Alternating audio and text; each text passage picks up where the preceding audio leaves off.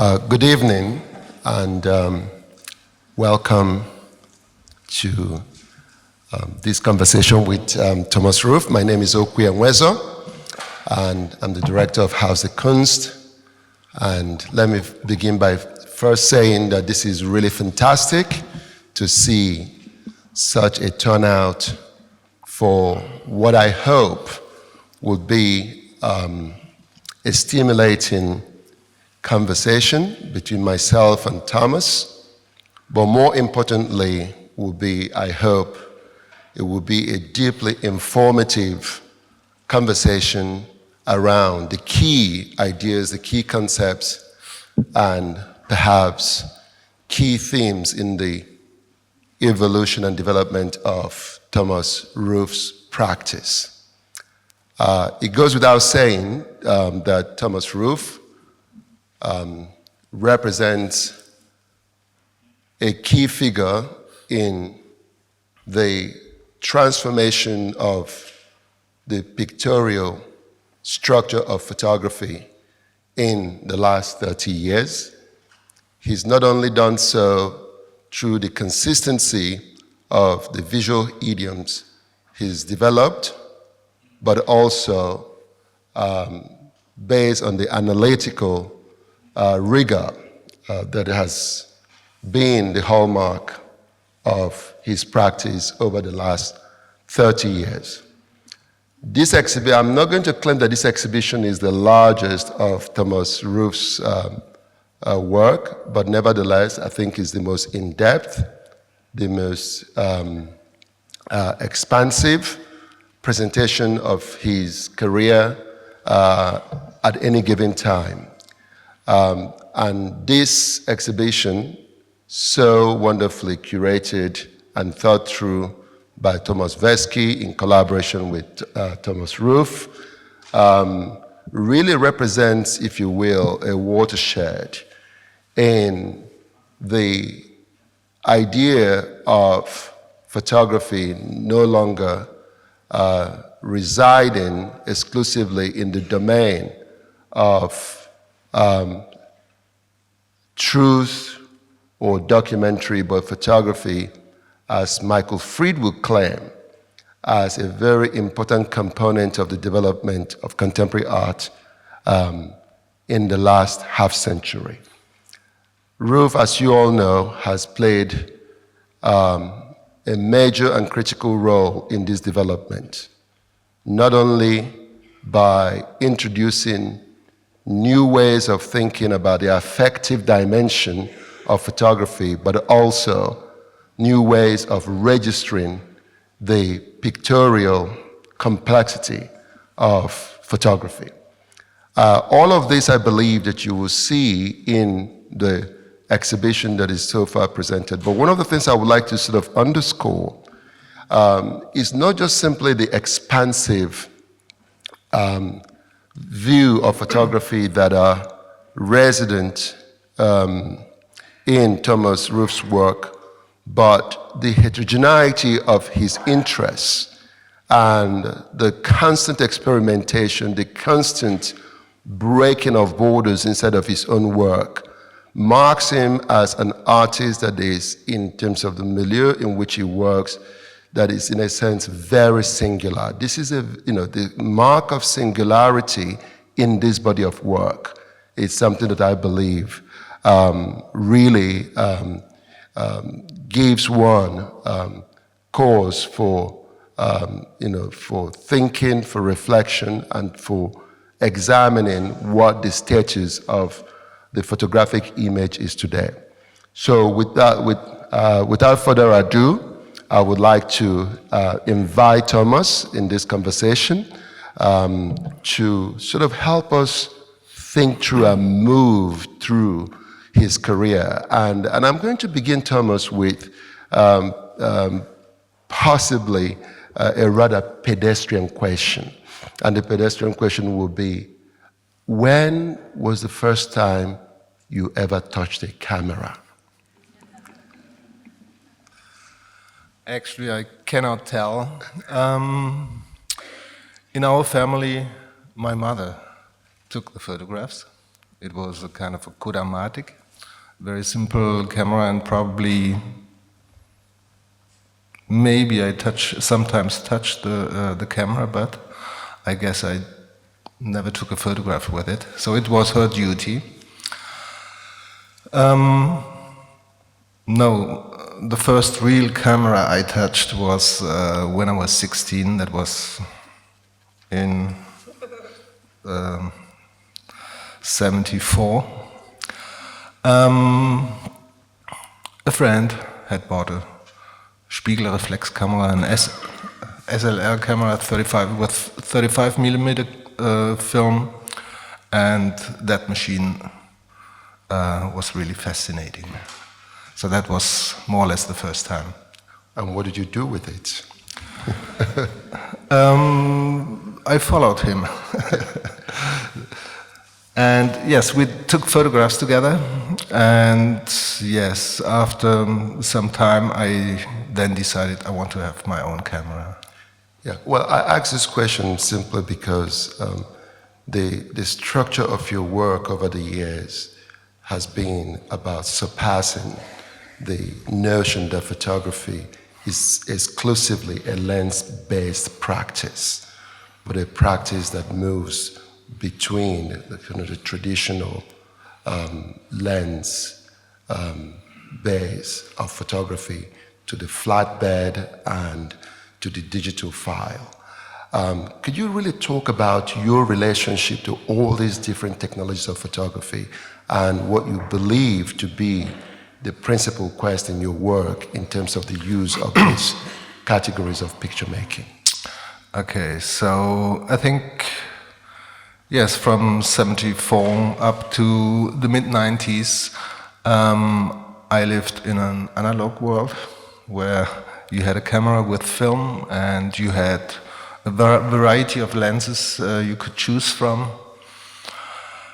And at the very beginning, when I was studying in 1977 at the Art Academy in Düsseldorf, I really believed that photography is the ideal media to capture reality, to really, use it in a way as the pencil of nature, documenting very precisely what is in front of the camera.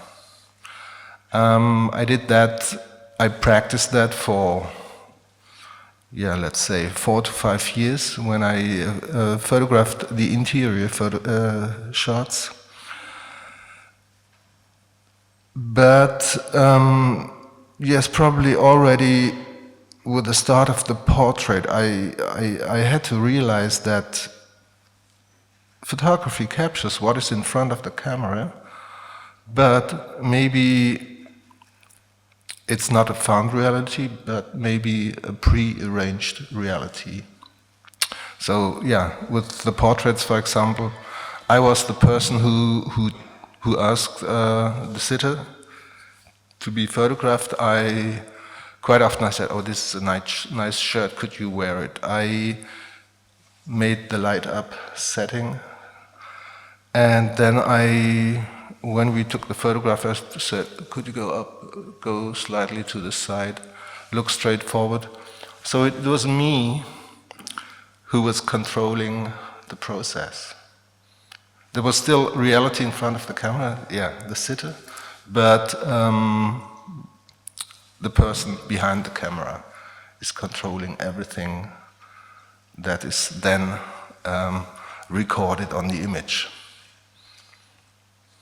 Well, and what did you do with this? Because it seems to me that what strikes me as rather powerful is the kind of rupture, if you will, that happened in your work when you moved from this very direct recording of reality, so to speak, beginning with the interiors and the move to portraiture.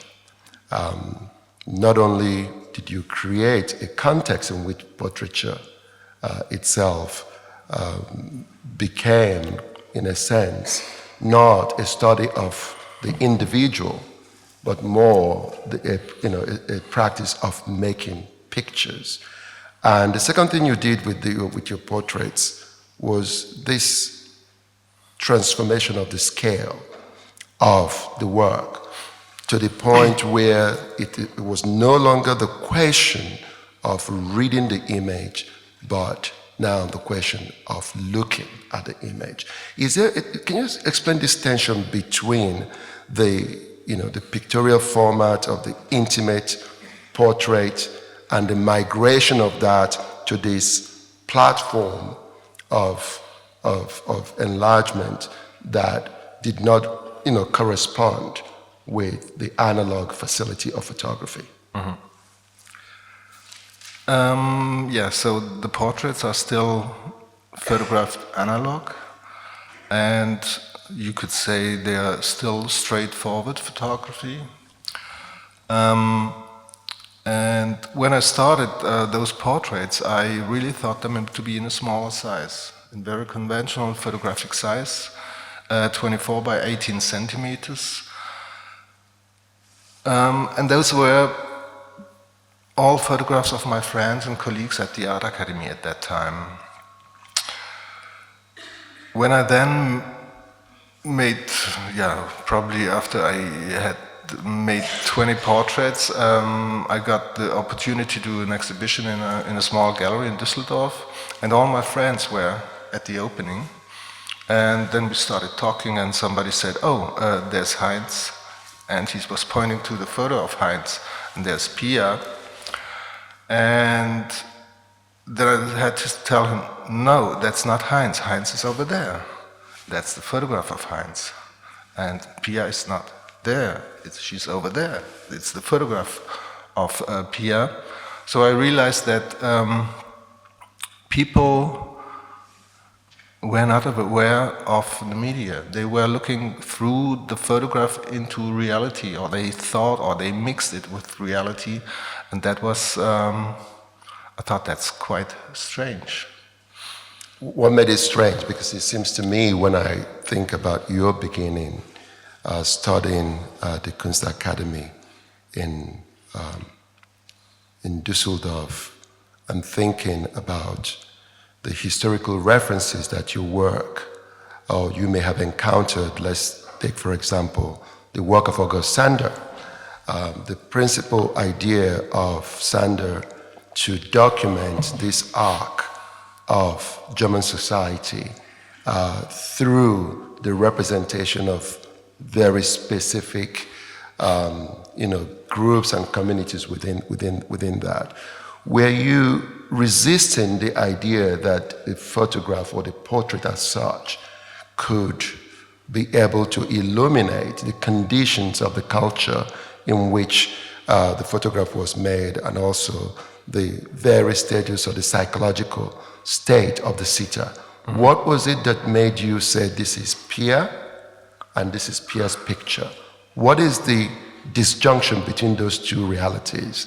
Are these levels of competing realities for you? And if so, how did your photographs address that disjunction? Then I would say a person. Let's take Pia. She's a human being, and she's a very complex person. And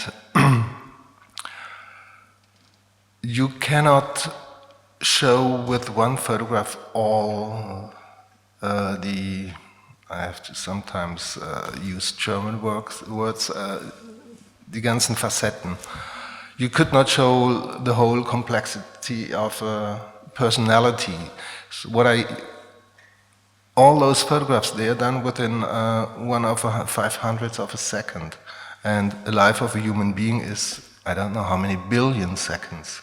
So it's only a very small slice, a very small cut or frozen image of that person. And that's why I never believed in this kind of personality capturing portrait photography in a traditional way. I did not believe that a photograph could do that. Well, I suppose that for many people, the generation of artists from Düsseldorf, namely yourself, Andreas Gursky, Candida Hofer, Thomas Truth, and a number of others, the advent of the emergence of your work in the international artistic context also coincided with the transformation of the reception of photography. But nevertheless, your generation were not the first to think about the possibility of the large-scale picture as a model of image production.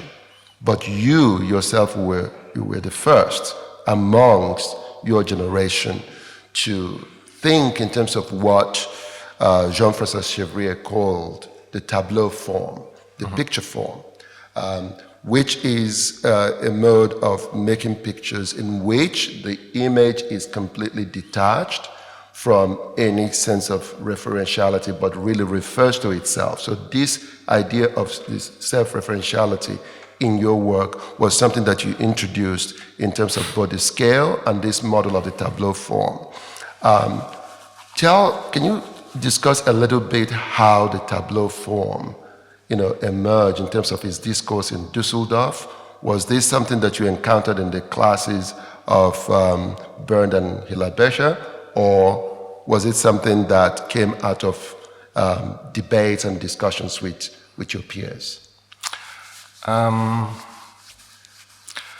Yes, probably these kind of discussions we did not have amongst photographic colleagues, but yes, with my friends who were painters and sculptors in Düsseldorf. But at the same time, I think me and my colleagues, we can also take Chevrier, we were quite unhappy with, just let's say, with a small size photograph, because it had not the proper physical representation of what we expected it to be.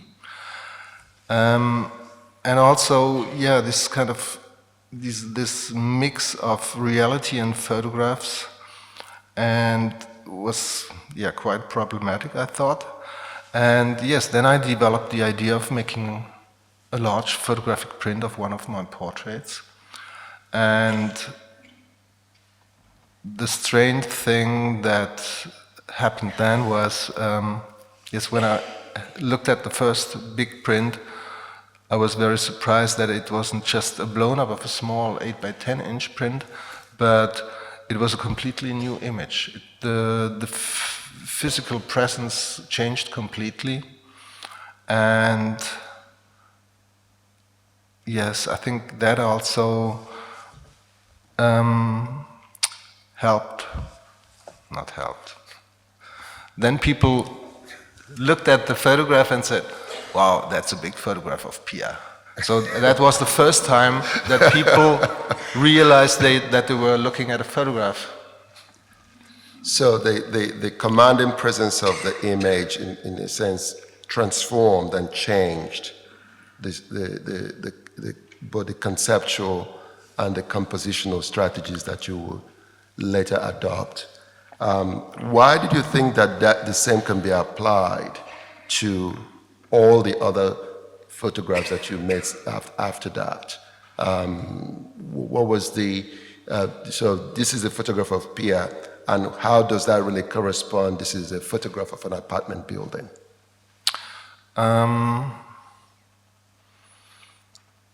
So yes, when I photographed the interiors, I also took some photographs of the outside of the building, but at that time I was not really happy with it. It didn't work. It just, it was nonsense. But with the experience of the big portraits, I then had the idea of how I could photograph buildings. And so I photographed the buildings in a similar way I did, made portraits of buildings, let's say. So also the structure of the image should be very simple. You have a very simple foreground, then comes the building, then you have a kind of, it's not a studio off, but a kind of grayish sky that you normally have in Germany. And if you then print them in a size like this, it's like you were walking through the city. So you don't anymore have these kind of small photographs where you have to go close and everything is very small, but you really could walk through the city and have... So the physicality of the photograph was really very important. The Yes. photograph not only just simply as a picture, but as an object in which presence the viewer or the beholder,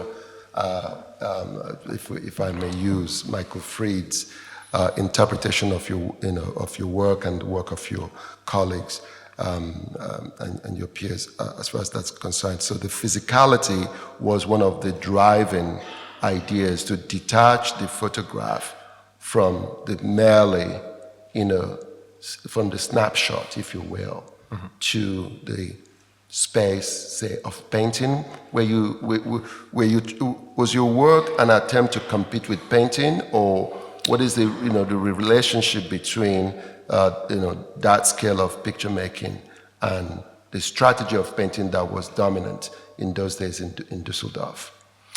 I think the success of, let's say, the so-called Düsseldorf school was the preciseness of the image. It was just the sheer sharpness and size of the image, and people had not seen before. So yes, if you take, there were portraits, there exist big portraits, you can take Mr. Gertsch, you can, of course, American photorealist. Okay. But I think a photograph at that scale with that precision was something really new, and people were really shocked. Yeah, well, I'm trying to get you to really to think about not just simply the question of the scale, but the conceptual backdrop, the philosophical questions that underpin this transformation, if you will, of the picture, the migration of the photograph as a document to the photograph as an artifact. Can you maybe sort of posit some ideas as to why this was important in terms of the change of experience of the image? Okay, concerning the portraits, I could say that my big heroes at that time were the minimalist and conceptual artist. And I also really like to be a minimal and conceptual artist. And so I really want to try to make a very reduced portrait. I really wanted to bring the portrait to point zero, to really, to deconstruct the portrait and to make it very simple. And that's probably why it looks as it looks. And I think from that on, there could be a new not genre, how do you say?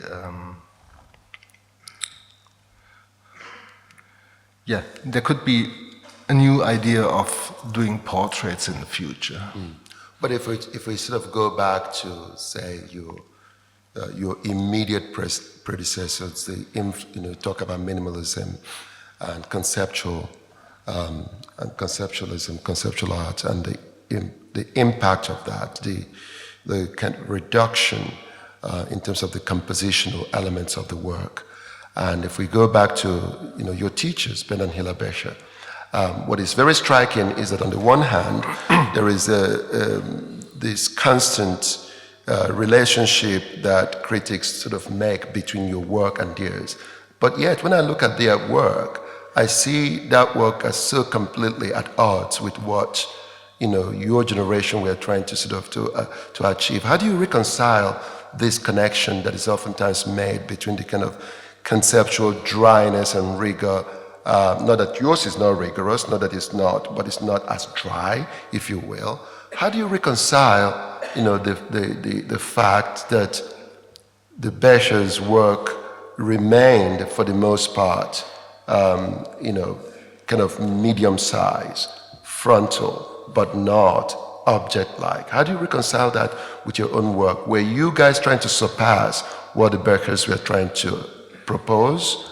And if so, what were you trying to propose? Good question.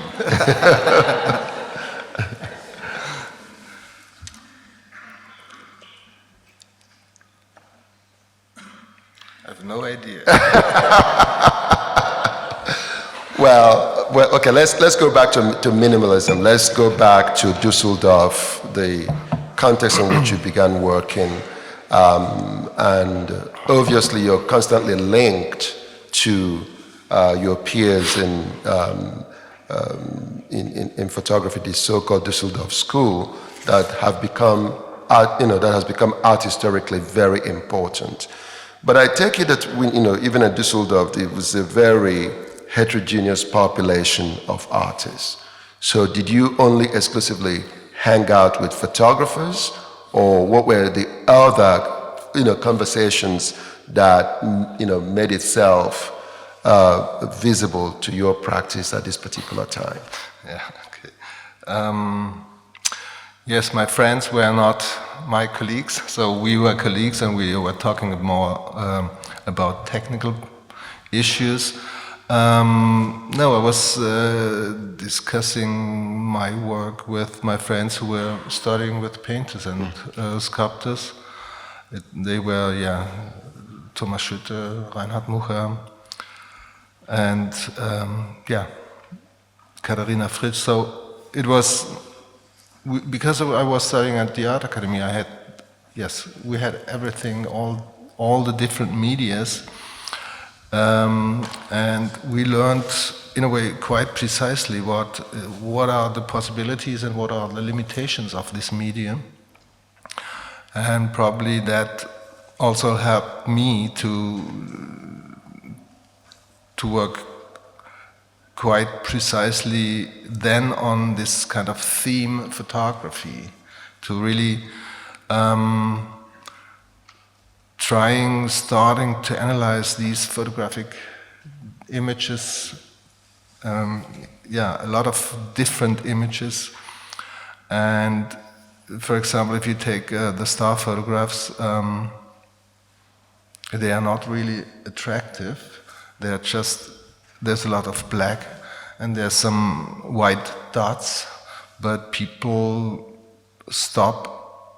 can't stop looking at them, and they're really fascinated. So I think photography is a very complicated media. On one hand, you really have this kind of pencil of nature. On the other hand, you have,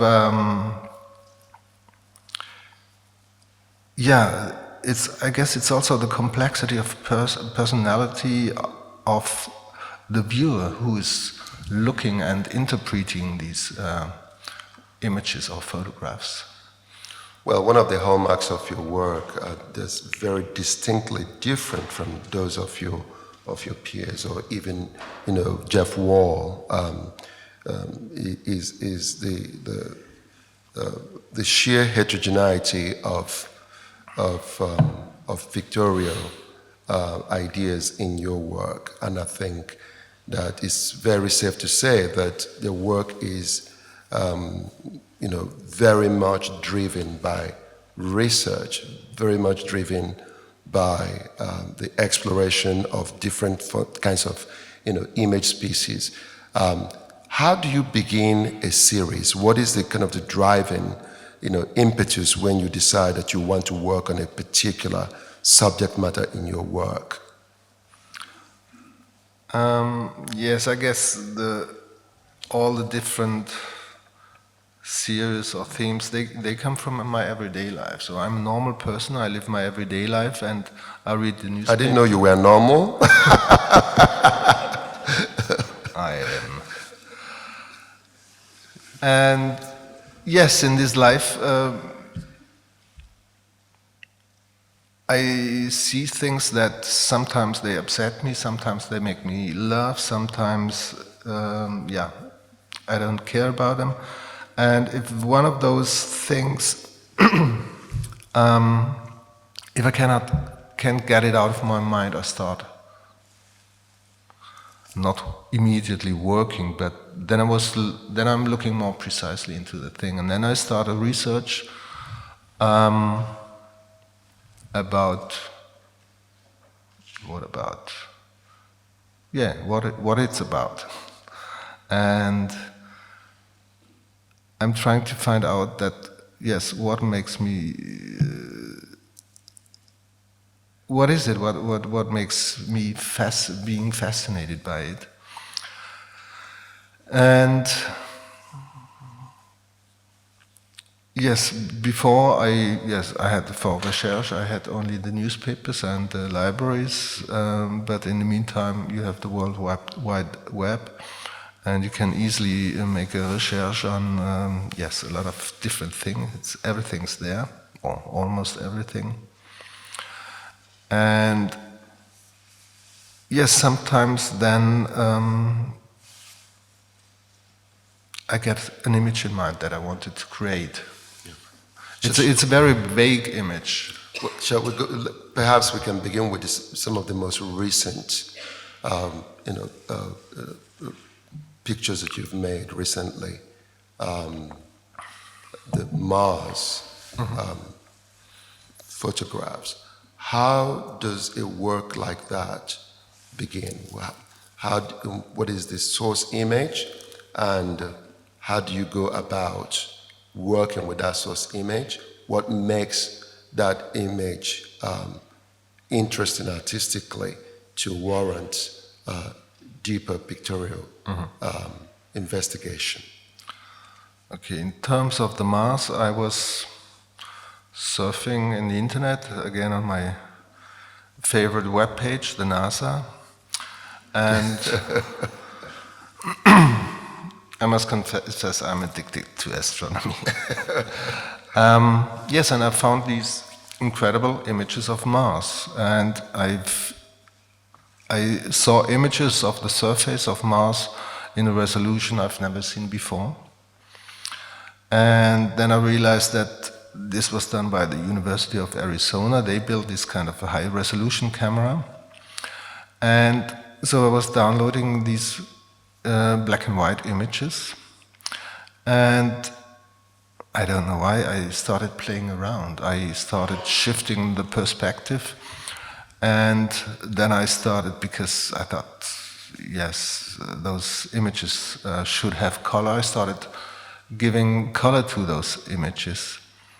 And while I was doing this, I realized that it's more just than a hobby, but I should go deeper into it. And so actually what I do with the Mars photographs, they are black and white photographs, they have a shape of this. Then I press perspective. It's a quite cheap trick. You can see it on the street with a bicycle looking from here. If you look it from here, it's widely... and then you get this kind of pseudo perspective. And yes, with the color I make a kind of... sometimes they also add some small color photographs, and sometimes I do the coloring according the way it should be done properly, but sometimes I then say color in space is nonsense, and I color it as I like. And I think this year's, even though you don't, it's not obvious, they are also telling you something about the state or the discussion of photography we are in 2012. I think there are two big questions right now that photography is busy. The first question is, who is the author of the photograph? In my case, it's a machine. Then how realistic is the photograph, or how true is the photograph? And the third question is probably how fictional can be a photograph. And yes, I think my new Mars series is questioning all these. Yeah, I want to return back to Düsseldorf. You did, talk about this relationship with sculptors Mucha, Katharina Frisch, and other artists. But I do remember you talking about the fact that one of the key moments for you in terms of your encounter with the work of minimalist and conceptual artists was this seminar by Benjamin Buchloh. Talk about what really crystallized for you in terms of, that encounter in the seminar room and how that, informed your subsequent practice. Yeah, when I started studying at the Art Academy, there was a seminar by Benjamin Buchloh, and he introduced, and he also invited the artists that were in the city, and you could say the rest of the theory in Düsseldorf was quite conservative or not really interesting, and that seminar was really everybody had to be there, and we were discussing with him and with the artists, so that was really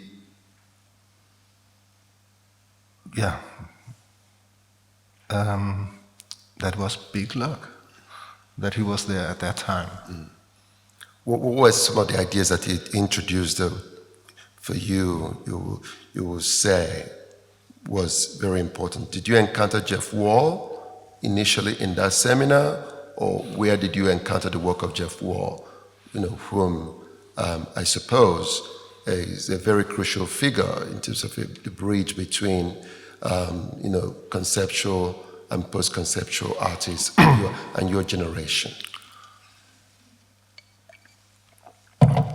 Actually, so of course Jeff Wall was not part of the seminar, therefore he was too young. I met his work through a gallery that I was working for. I made installation photographs for a gallery, and they also had the problem of that it was very difficult to photograph the light boxes of Jeff Wall, and in terms of technical problems, I was very good, so I took the first installation photographs of Jeff Wall exhibitions in Germany. Did? Yes. So, what was Did you respond also? Did the impressive scale of that work? Did you respond to that as well in terms of your own subsequent practice, or was this after you've already started making? Actually, I was not very impressed by the work of Jeff Wall in the very beginning. In the very beginning, okay. Or in a way, it did not have consequences for me. What had consequences for you? What were the works that had consequences for you as an artist? Who were you looking at? Probably the artists and or photographers who had consequences for me. They come from from the history of photography. So it's definitely Eugène Haché. It's of course the Sanders, but it's the whole range of photographers working in the 20s in Germany. I cannot name. Yes, there are too many, and I think at that time it was also a big group of, and a very good photographic practice all over the place. And yes, then of course Bernd and Hilla Becher and yes, medieval paintings. Okay, perhaps it might be important, since you mentioned Jeff Wall, you were not initially impressed. Perhaps one might, address the landscape in which you and your work is currently placed, and that is this landscape of the Düsseldorf school. Mm-hmm. Do you think you're part of this school? If so, why? If not, why not?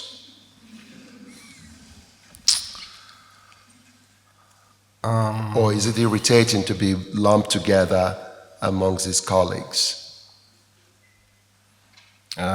Yes, wasn't there a New York school? Okay, no, I think yes, because I've been studying with the Bechers, and I was studying at the time with, Thomas Struth, Candida Höfer, Axel Hütte, Andreas Gursky. Of course, you could name us a group or call us the Düsseldorf School, even though if you have a look back, you see that everybody went his own way. Probably it's a very simple art historical,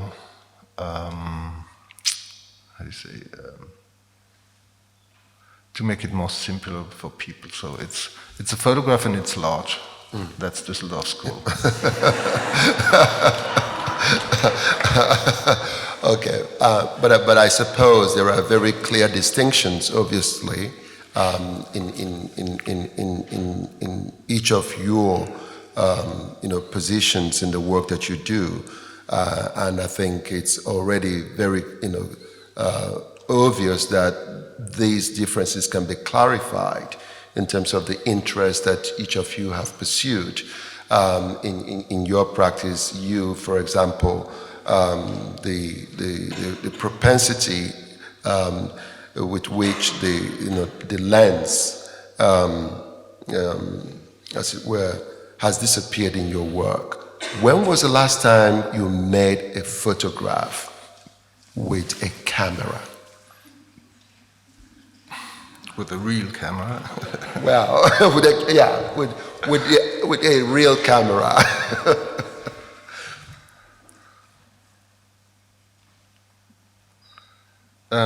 Must have been a long time ago, I can tell. How long?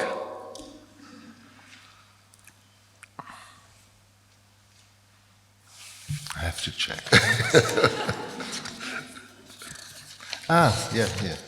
Around 2000, 2001, when I was working on Ludwig Mies van der Rohe architecture. So, yes, I took most of the photographs of that series. Okay.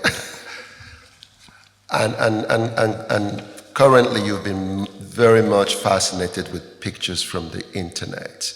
And one of the things that one can certainly say that the tendency for photography is that anybody can make a picture, but not everything can be a picture worthy of interest.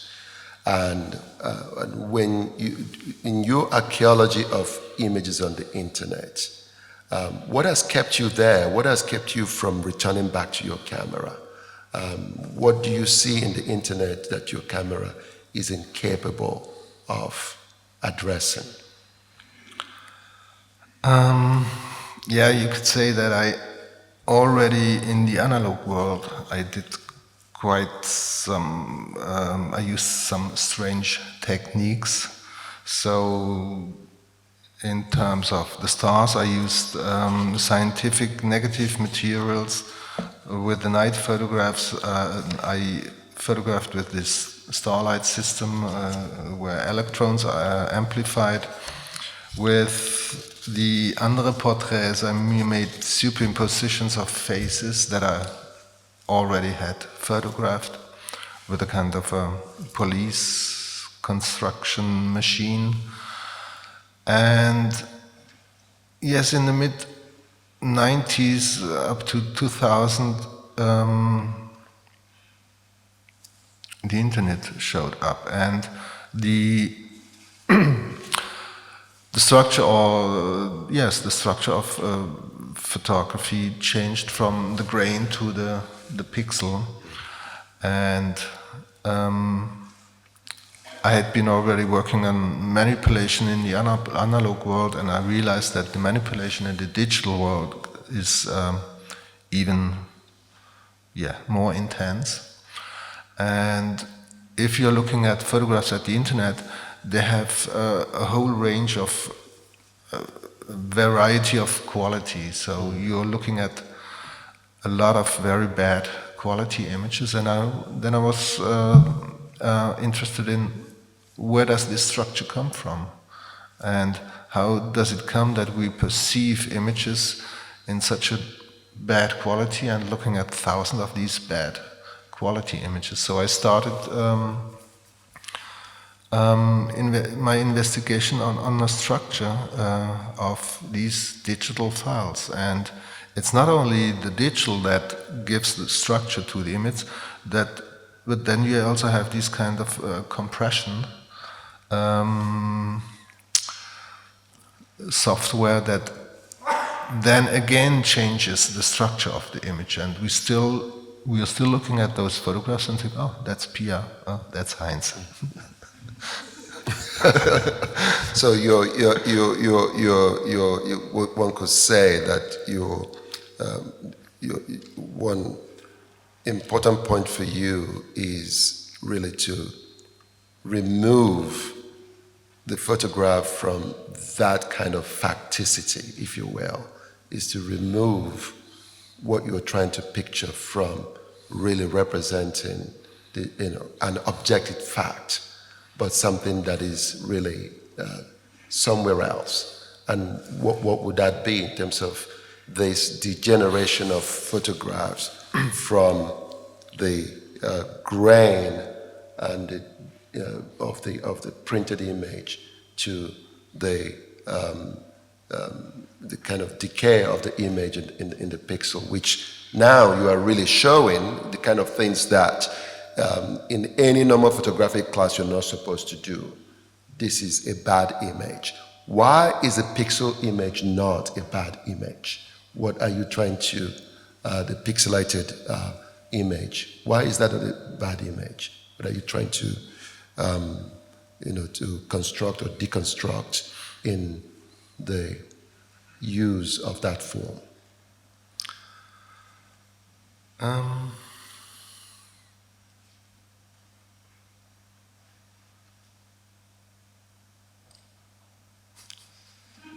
Good question. No. What's a good image? What's a bad image? No, I really was. No, I just realized that because you began, with trying to get the most precise, the sharpest, the most, the clearest kind of image, and you photographed with a different kind of lens, the kind of lens used for photographing objects, for advertisement. You use it to photograph, people. Mm-hmm. And you were very, very much concerned with a certain notion of clarity. Mm-hmm. And now you've gone, in the complete opposite direction. And I'm wondering how you can reconcile that. I'm not saying that the opposite direction does not have the same level of clarity, but it's not something that is objectively obvious when you stand in front of the picture. You can see it, I cannot immediately, but I can understand the complexity of what you're trying to explore. If it's possible to sort of give us some hints on how to grasp the importance of that moment in which the bad picture becomes the good picture, so to speak.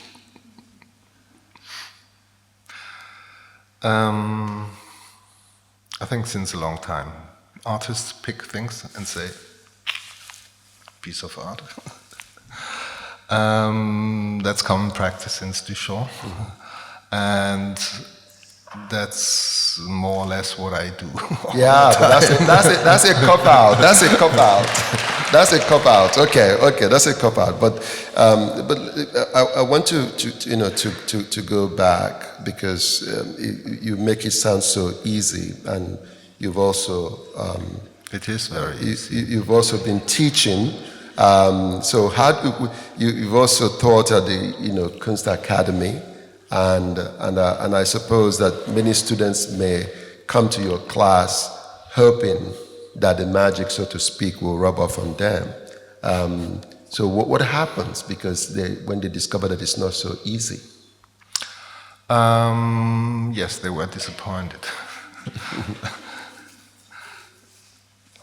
Now it's really strange that, yes, once a student came to me, Thomas, I like photography, but I did not know that it's so hard work.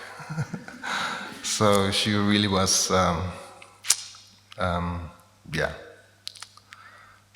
she realized that creating a simple image is not really simple, but that it's hard work. So I should talk about my students now. You could, if you want to, your role as a teacher, since your work has been so much associated with the teaching of the Beckers. So okay. your role as a teacher. Are there many Thomas Ruffs that are that you've spawned that are out there? Okay, so then I must confess that I'm a bad teacher. I was not as strict as Bernd Becher. So Bernd really was strict. If he did not like work, you had to leave classes. If something was not really sharp. So. But with my experience of the last, let's say at that time it was 25 years, I thought that there's not one way photography. There's not only one way of taking photographs, but there are there are thousands of possibilities.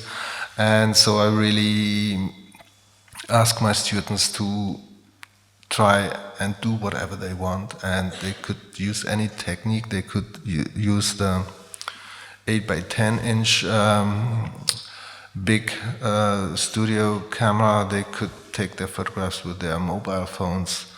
I just was interested in the result, and if the result is interesting to discuss, technique does not interest me.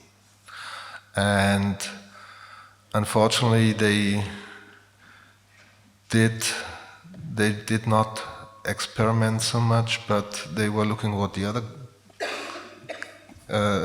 other students do, and then they were sitting in a kind of soup where they could not get out. Sometimes. But of course, I had a group of students where it really was fun working with, and I still follow their work. But with 90% of the students, it was really hard work.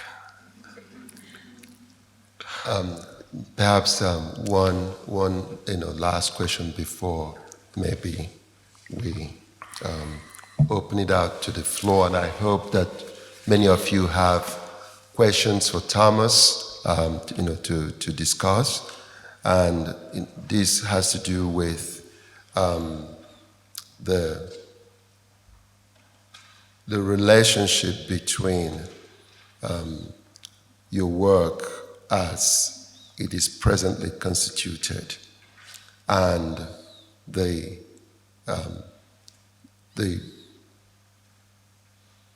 domain of the digital world, what do you see as the challenge of photography now that you've gone from the analog to the digital?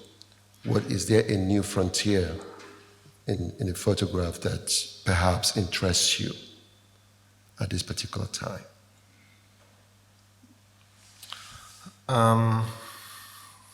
I must confess I don't know, because it's not me who deciding.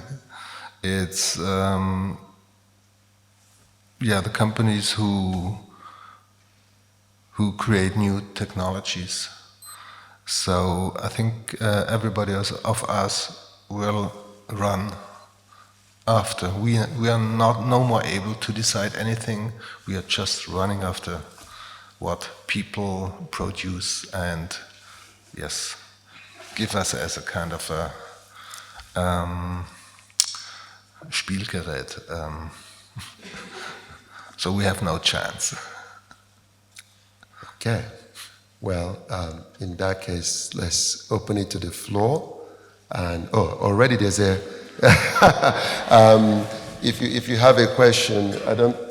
Just wait for the microphone, and if I may ask you to be as concise as possible with your question, and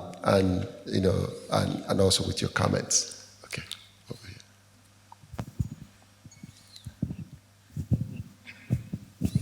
Yeah, hi.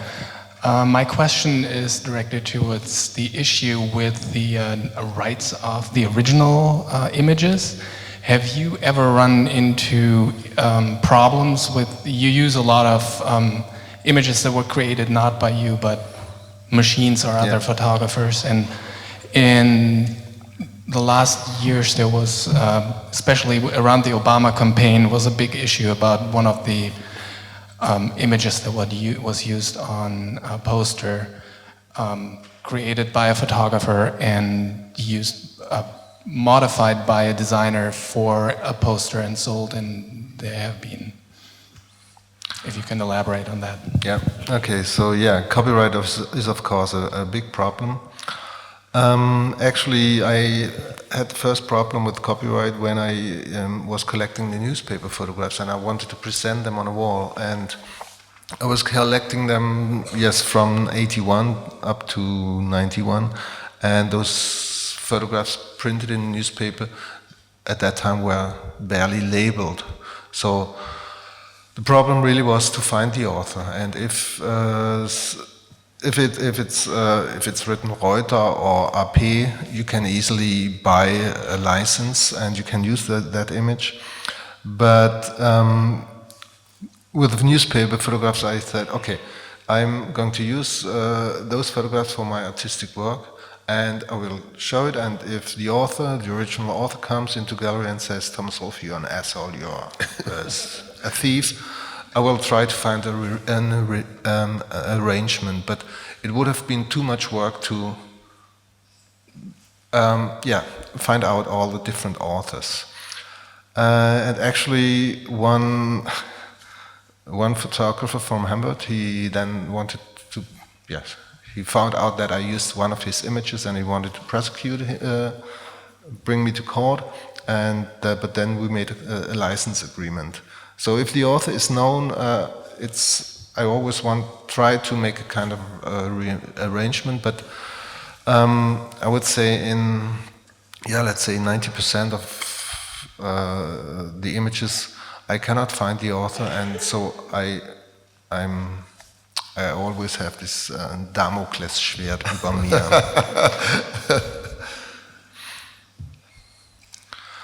And another question also is, if you alter images, there's a law that you can, I think it's in America, it's called fair use. Fair use. Fair use.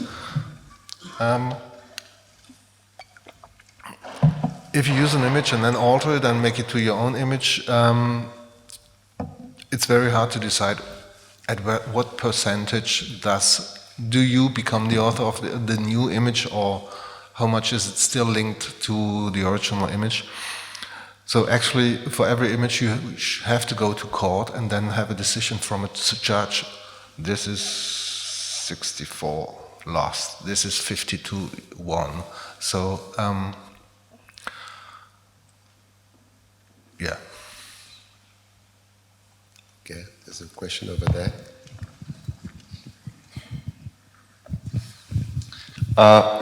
You mentioned earlier that during art school, during art academy, your colleagues were not your friends, not the other way around.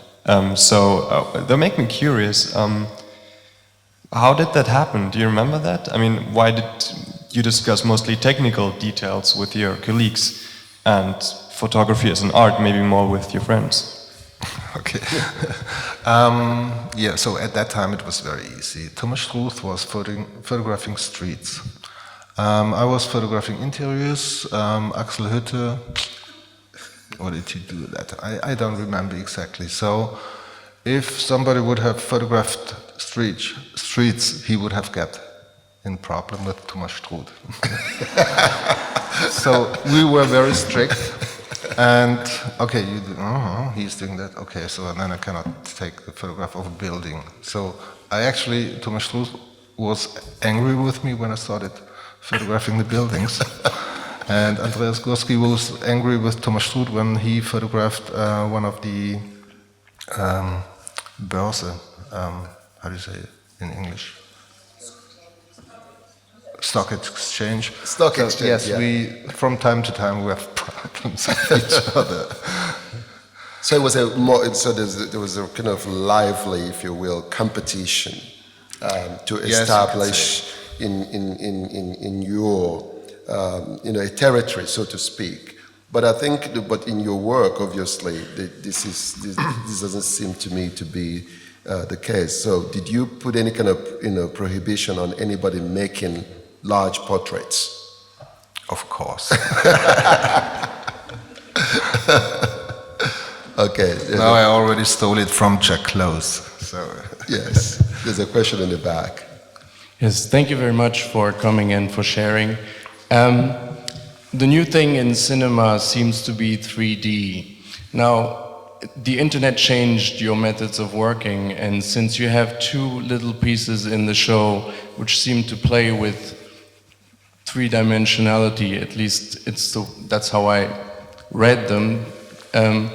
I was wondering if you see a new change coming, or if you have hopes towards technology, that this is something that photographers are going to have to work with in the future.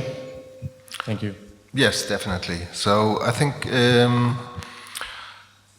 the problem with the 3D, either photo or film, is just the problem of that you still have to use this kind of processes, like the glasses, either in the anaglyph glasses or the prism glasses or the glasses who exchange with the monitor. But I think as soon as somebody invents 3D viewing without processes, that will be the next bomb. Okay.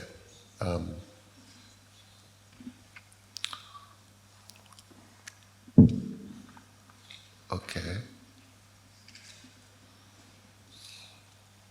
Well, okay, one more over there.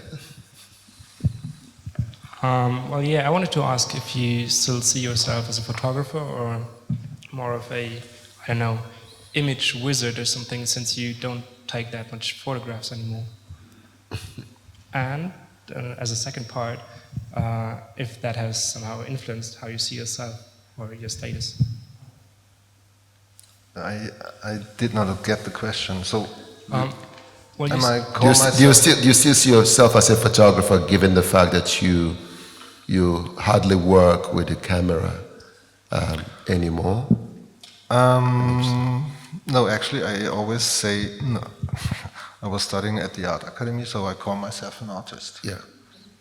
That's proper professional. Very, yes, yes. Okay. Any more questions? Okay. Okay, right here. Can you explain what is for you a good picture or a bad picture? I mean, if you are working on a series, you have a lot of pictures. How do you choose which ones are worthy to share with other ones and to show?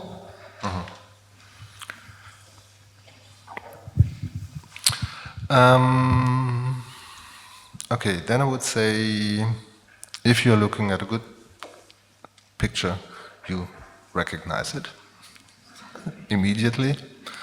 But of course, I also have sometimes problems if I'm looking at images that are quite similar to decide which is best. Then I would say, yes, you just have to trust yourself. Maybe you make the wrong decision. But probably nobody would notice it, or will notice it. Or maybe 5 years later you realize, oh, wrong decision.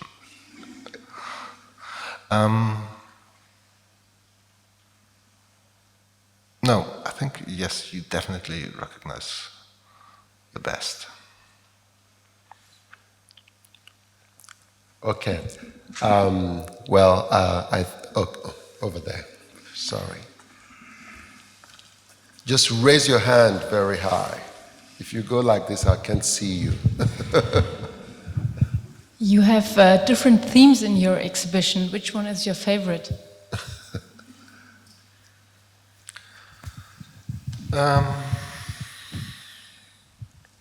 Normally my favorite is the actual series I'm working on, because that keeps me busy. I cannot tell that I know, actually I don't have preferences to any of these. Yes, it's like with kids, I love all my babies. Can you talk about, I wonder if it's possible to, take us on a reading of the outline of the exhibition when you and Thomas Vesky were planning the outline. Can you talk a little bit about the rationale of the way in which the flow or the narrative of the exhibition unfolded, and especially the central gallery space? Okay, so yes, the idea of Thomas Vesky was to do a kind of overview, or you cannot call it retrospective, therefore it's too small. And then we started thinking about how could the flow of works be, and we were playing around. So Thomas Vesky then proposed that we should do it in a chronological way. So going from one room to the other in a chronology, but then you have the central space which destroys the whole chronology. And so what I then did, I just did a model, a scale of this. I did small prints and then, tried chronologisch, then tried non-chronological. Then we found a nice structure within the spaces around the central. But then we still had the problem with the really big space, and so we tried a whole range of variations, and then in the end we decided that it's What is very striking is that there are really only actually 3 galleries in the exhibition where one can say that the work is really properly analog, beginning with the interiors, then the portraits, then the architecture. But from there onwards, there is a constant iteration of the decomposition of the photographic material. And this is really something that is quite vivid, that one walks into your exhibition, and in many ways it's no longer just merely a photographic exhibition, but an analysis of all different kinds of pictorial formats. Were you aware of the fact that there's going to be this reduction of the analog pieces down to these 3 galleries? Actually, there are 5. So you also have the stars, and the stars are photographed in an analog. Okay, but those are not yours. Okay, okay, the stars. And the night photographs. The night They are photographs. also photographed in a... No, also, yes, when I started with photography, let's say in 1977, I really did not expect where we are now. It's really... I did not expect this kind of dramatic change in technology and perception and manipulation and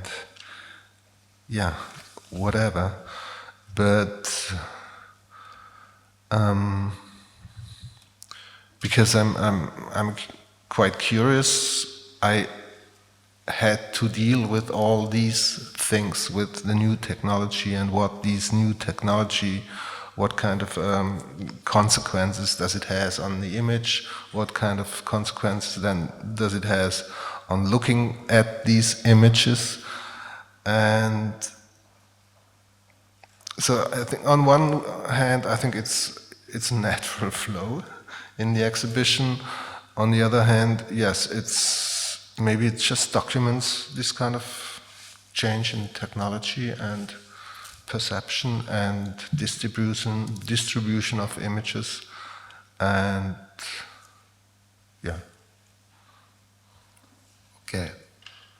Okay, one more, and then there will be Thomas will be signing the copies of his of the catalog accompanying the exhibition. So one more question. Okay, my question is, tomorrow is the next day. When you will open your laptop, what will be the website you will hang on and want to work with? I want to work with.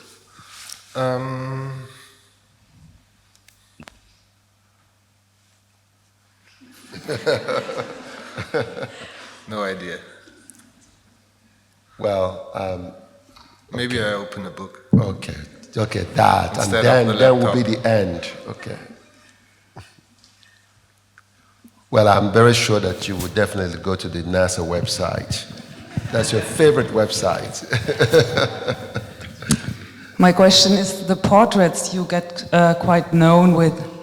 So do you have the feeling that you reach this level with your works which are like they came before or they came after, or which are the new ones? If it's the same impressing or new thing in the art world, or is it just because it's yours they are shown? I don't know whether I understood your question properly. So you think the portraits are my best series, and whether I reached the same level with some of the other series? I think that they gave to the art world a kind of language, what is known with your name, kind of, when we see the portraits, we know it's your work. Okay, so yeah. if I myself see the other works, so it's not so much connected to your name or your way to work. Mm-hmm. So do you think for you it's except the individual approach or your baby love, Is it the same level or the same interest to the artwork, art world? That's probably a question I don't have to answer, but I think already with my architectural photographs with the Häuser, I also went a step ahead. So because some of those, yes, are manipulated digitally, and that was done in '87. So in '87 I already lied with photographs, and that was also, for me, it was a big step. And another big step for me was also the stars. That was very hard for me because I had to realize that I'm no more the author of these photographs, or at least at the exposure negative, because I'm unable to do this because I do not have a telescope.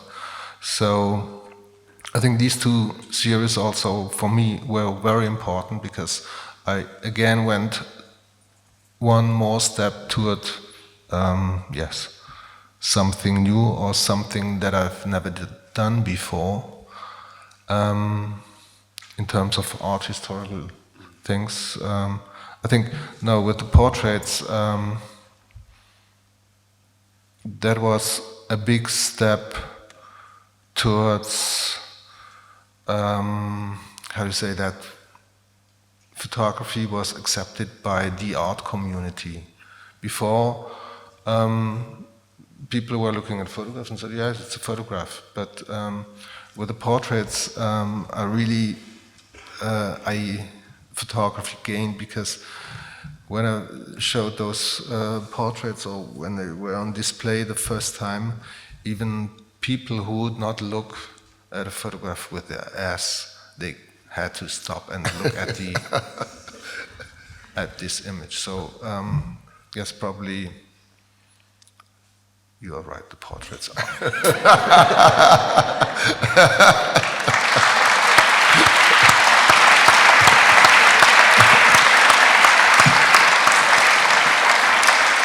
Well, thank you so much, Thomas, and I think it's quite appropriate that we should end with that question, because that question is, to my thinking, is really at the core of what your work represents, which is this ceaseless and restless experimentation and transformation of where you can take the photograph in your work. And I think it also speaks to the notion of what it seems to be constantly resisted in your practice, which is for any kind of signature or style to congeal, and you become sort of comfortable with endlessly reproducing what is perhaps may seem appealing.